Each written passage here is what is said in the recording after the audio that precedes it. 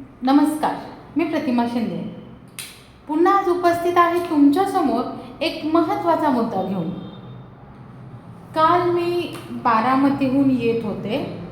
मोरगाव येथे एक दृश्य आढळले। आता हे जे पुण्यात सायकलिंग चालू आहे त्याला विरोध नाही करत आहे, परंतु हे सायकलिंग करत असताना पुण्यामध्ये तुम्ही वाहतुकीची माहिती तर दिली, कुठून रस्ते जाणार काय जाणार, परंतु ही जी सायकल रेसिंग आहे ही जर रात्रीच्या वेळी घेतली असती तर नाही का चालली असती।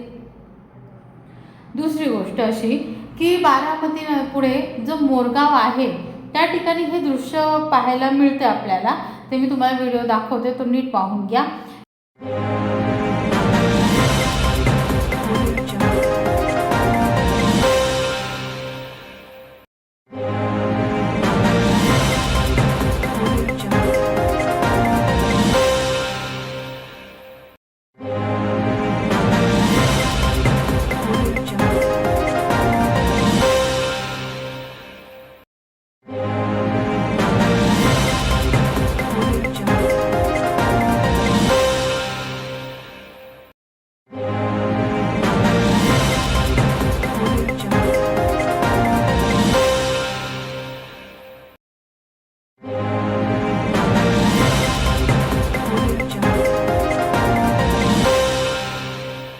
या रोडवर चक्क टँकरमधील पाणी म्हणजे टँकरवर पाणी ह्या रस्त्यावर ओतलं जात आहे का, तर तो रस्ता धुण्यासाठी।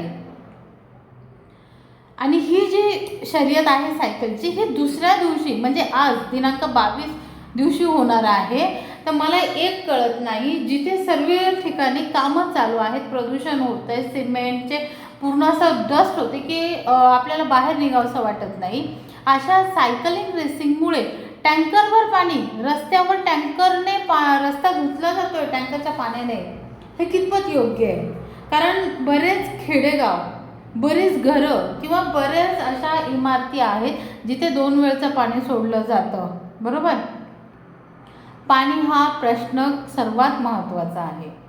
आणि हे सायकलिंग रेसिंग करत असताना नक्की टँकर एवढं पाणी ह्या रस्त्यावरती का सोडलं गेलं असेल बरं। मला तर अजून अचंब होतोय की चक्क रस्ता धुण्यासाठी टँकर काढला।